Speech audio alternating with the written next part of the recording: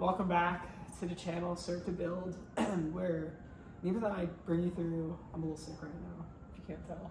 My voice is a little messed up, but we bring you through what it's like to build a startup. This is actually our last day in Atlanta. We're actually leaving to go to Maryland for the next month to build at my parents' house, and after that, we'll be moving somewhere else, and that will be a little bit of a surprise. That will surprise you guys where we're going to be headed in the beginning of September. But we just wanted to take this video and reflect on the past 2 months, what it's been like since we got out of school to now, what's happened, what we've learned, and how we're going to go into this next really important next month. So yeah, Nima, do you have any initial thoughts? Yeah, I think again, you might have heard it multiple times, but this is our end of second month working in person from Atlanta, and for me it has been almost 2 years that I've been living here in Atlanta, and it's definitely going to be a big change because again I was always close to Georgia Tech, close to all the students, all my friends, and now there'll be a sudden shift for sure, which is both exciting and of course there are a few things about Atlanta which I think I'll miss for sure. And right now we are right in the middle of the city, and I think that's something that I really liked at the past 1 year that I've been living here.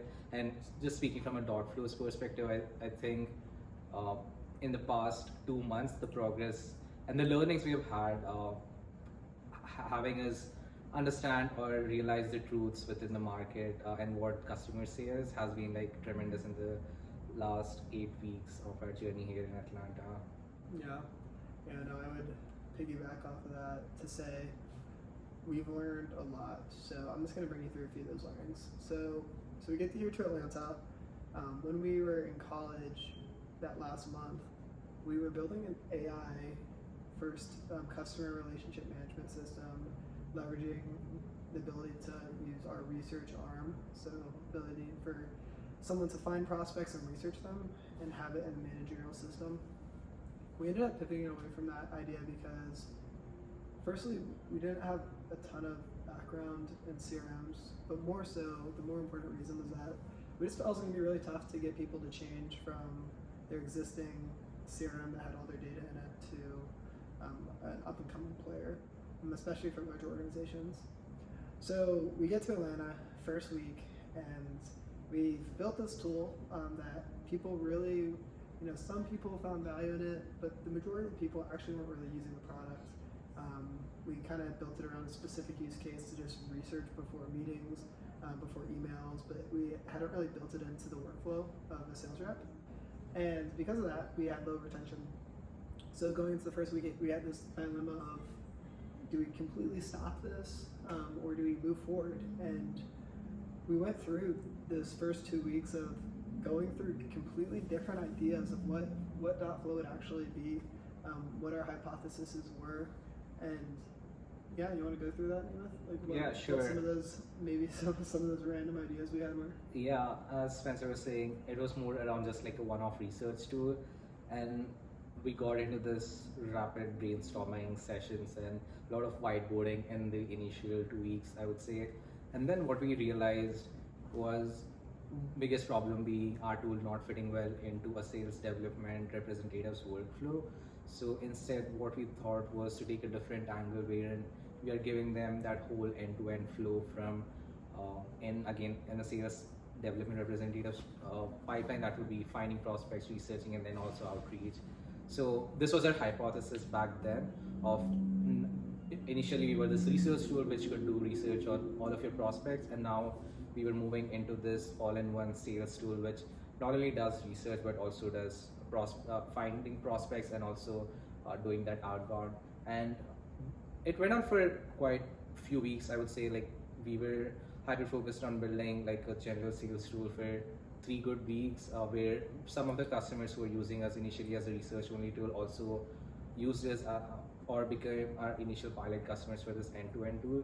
But then what we found was it was important for us to find a niche within the sales space, and going broad and targeting every business out there wasn't really working out that well for us. And also there was a plethora of saturation within the space with all the different tools out there which already existed and which already had a lot of salespeople using them, and that's where the idea of a vertical specific sales tool came into picture, and that's probably 4 weeks from the time we were in Atlanta. That's where I think our whole idea of narrowing down came in, and then we went into this space of how do we use this everything that we've built so far, but just for a specific vertical. And yeah, you want to take it from there? Yeah, and I think looking back, if I would have done it over again, I would have paid a little bit more attention to how sales goes on within the vertical. Because fast forwarding to this past week, I think we've really realized in a lot of different ways how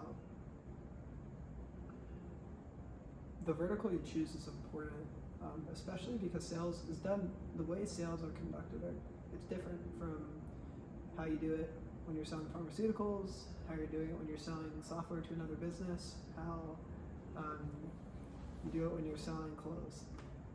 Like there's a lot of different ways that you can go about sales, and we chose healthcare for a few different reasons. Firstly, we had a customer who was using our past product that was in healthcare, and secondly, we thought, oh, there's all these general AI, sales development, representative tools. They're getting traction. We were right there, but obviously we weren't able to make as much progress because we were in college. So we thought, what if we just focus on like healthcare? And we made a lot of assumptions, and that's what you have to do. You have to make these assumptions, and you have to try to prove them wrong or not wrong in a short period of time. And I think the one thing I would have done differently looking back and just like reflecting right now would have been, before making these core assumptions, doing a little bit more research and actually trusting a little bit of the initial conversations that you have with people regarding how sales, in our case, was conducted within the healthcare arena. I think the biggest learning that we have come across over the past month is that healthcare sales is very personal. It's not very automated, and I don't think it's going to get automated. I think there's a layer that there can be automation on anything. However, automation on anything isn't necessarily good, especially I think within healthcare, around prospecting to your candidates. I think, yes, emailing them is great. However, when you actually look a little bit more closely into how health technology teams sell to hospitals, most of the times it's relationship based. So I think most recently we've kind of realized that this AI sales development representative, specifically healthcare, it's actually not that unique of an approach because we didn't have a full understanding of how sales were done. And there were a few other assumptions regarding how we had heard from people who told us that there were platforms, for example, one of the largest ones definitive healthcare, ZoomInfo, how they don't have enough data for the specific needs of them being able to go prospect, or it's too expensive. And we took these facts, or we took these what we thought were facts, and we created a hypothesis around that, and I think that's okay. But honestly, what we found is that the people who were usually saying that were startups who couldn't even afford those tools, and if they were able to afford those tools, they actually were getting the additional information that they needed with the more expensive tools, which was interesting because we made some core assumptions there. So all that to say, over the past month, we've really tried to hunker down on talking to more users, trying to prove or disprove our hypothesis, and then finally, seeing if people will pay. But even people paying, not always is the best signal, which is maybe sounds wrong. However, if you know that this type of technology, the automated emailing that are personalized, it is effective in general use cases, but what we're finding is that emailing is even effective within selling technology in healthcare. So people are willing to pay for it, at least the early people who have not a lot of, let's say, experience selling and growing this product within the vertical, potentially. I'm not saying that's every use case, but it was some of them.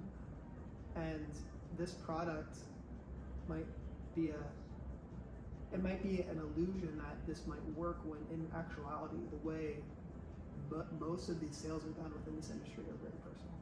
Yeah, just to brief that down, I think one thing that we should have done better was also see what people who we are selling to are selling, because again, our product could be really applicable for like small ticket items. But what I mean by that is smaller software company making a smaller sale to like a big hospital. But if that's not your end goal of speaking in terms of total addressable market, then even them paying might not be the best thing for you. And in our case, it was that case where we were getting these initial signals of people buying our tool, but it wasn't the final market that we wanted to target, or the final the ideal customer that we wanted to serve. And that's where this decision of or this truth of that our the automated outbound sequence not being applicable to healthcare grew. And yeah, that's what we've been realizing over the past few weeks, where we are seeing how people are still willing to pay for it and use it, but then going down the line, are they the ideal people that we want to serve? And even like to add on and be very specific, I mean,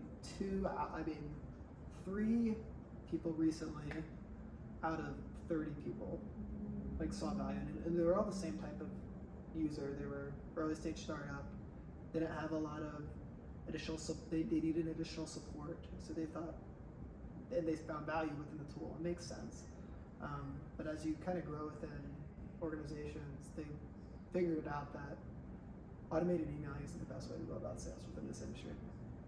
I think one thing that, as I reflect and share with you guys, with you, Nina, is that I think something that will be interesting will be, how do we take this experience, because it took us about 5 weeks from start to finish going through this process, and we're not saying we're going to completely pivot away from healthcare at all. We've learned a lot, and we're seeing if there's other areas that can be improved. But what I will say is that there were actually early signs from week 1, week 2, where people were saying like, healthcare is very personal. It's very relationship based. We got on a call with someone who sold pharmaceuticals. He said, I go to the office and sell it into the hospital. And emailing didn't even come up.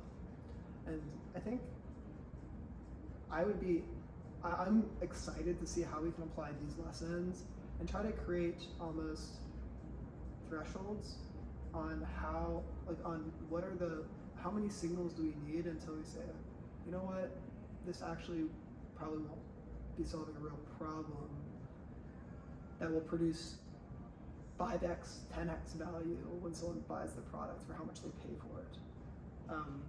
So I don't know, I'm just talking out loud regarding that, because I definitely saw it early on where we were having conversations of like the product roadmap, and it was early on, and we both had concerns regarding, will this be the best methodology? And then even if we do nail down the automated emailing part, it is not anywhere for automated emailing part for health technology.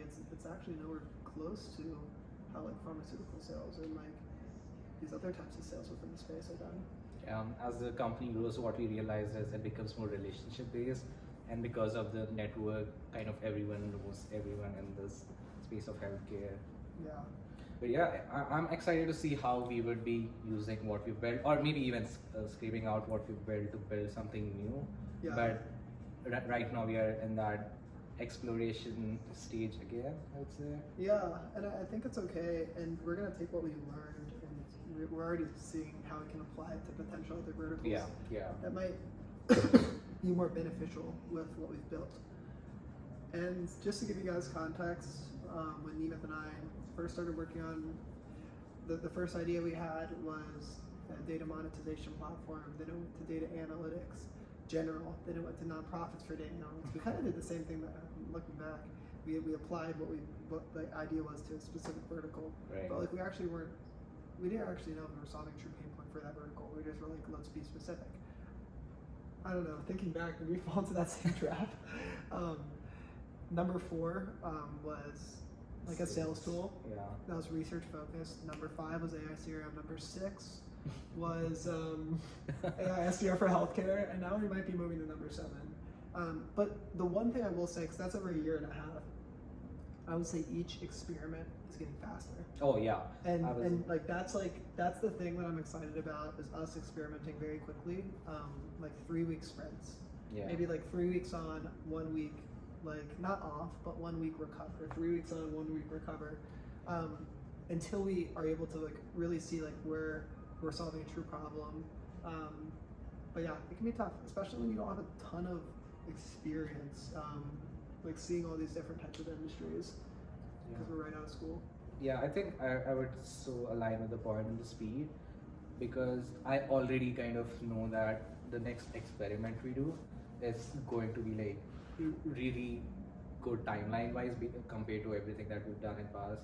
And I've seen that even like with our past 5 or 6 experiments that we've done, how with each experiment the time has just kind of shrunk. And also it's easier now to also identify those initial signals when they do come in. I agree. With what we might have learned even in the last experiment where we did see those initial signals, but maybe we weighed them a little less. But now with that context, whatever input we get from people, we can accordingly either prove our assumptions right or wrong and then take it from there. Yeah, and breakthroughs will happen. We're confident about that.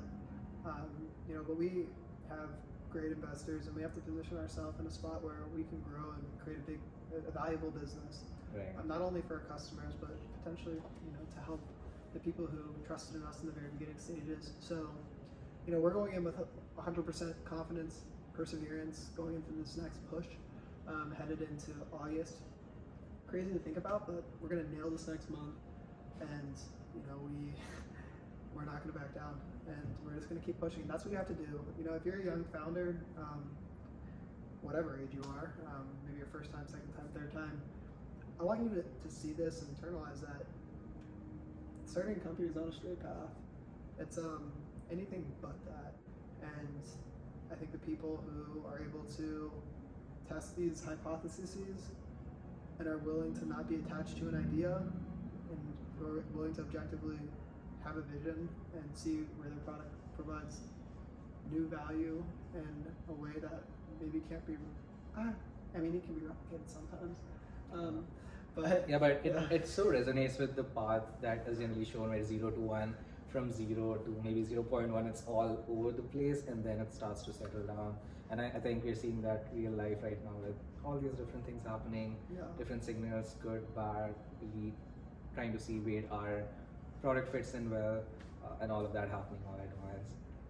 The last thing I'll say, I think one of the amazing things of the last 2 months was we also taking part in CreateX and having those mini batch sessions, just like what happens in YC, where you have these mini batches, office hours. And shout out to our mentor, Seth Admin, if he's watching this video. He has been like a great support throughout the summer, I would say, and I always look forward to the Tuesdays because that was the only day when we probably got out or met other founders and other people and kind of brainstormed and saw what everyone's up to and just share our progress, their progress. So yeah, it was a really good one, and today was our final session for CreateX. I'll be missing that for sure too. And yeah, I would say it felt like a small community, or like small family. Everyone got really close to each other by the end, I think. But yeah, I think I'm gonna miss Atlanta for sure. And I won't. Yeah, It's too hot here. I think it's too hot. Yeah. I'll miss the people, Mm-hmm. but I just would feel so uncomfortable whenever I'd walk outside. So that's the thing. Atlanta gets really hot in the summer, but throughout the rest of the years, I would say from September, October to It's March, cooler. It's cooler. Okay. Maybe it's just the location that I'm living at because everything's really close by. All the people are really close by. Georgia Tech is right there. So yeah, I'm gonna miss that for sure. And again, it was 2 years for me, so I think for sure I'm gonna miss the change. For sure. Well, if you guys made it to the end, appreciate you watching. We love the support. We're gonna keep pushing. Right. This is only the first 2 months of us fully committing to a startup, and we're learning a lot. We're going to use those lessons every day to improve 1%, and I'm excited to look back at these videos in a year because I'm confident in us. Yeah. Excited for the next push, and probably the next time we see you will be from Maryland, I think. Yeah, we'll be in Maryland next time. You'll get to see my Dalmatian, Lucy. We'll have Lucy in the video. Yeah, we'll show you the beautiful waters of Maryland. Maybe some crabs too. But yeah, appreciate you guys watching, and let's get it to 100 subscribers. Yeah, let's do it. Awesome. Awesome. See you guys. See ya.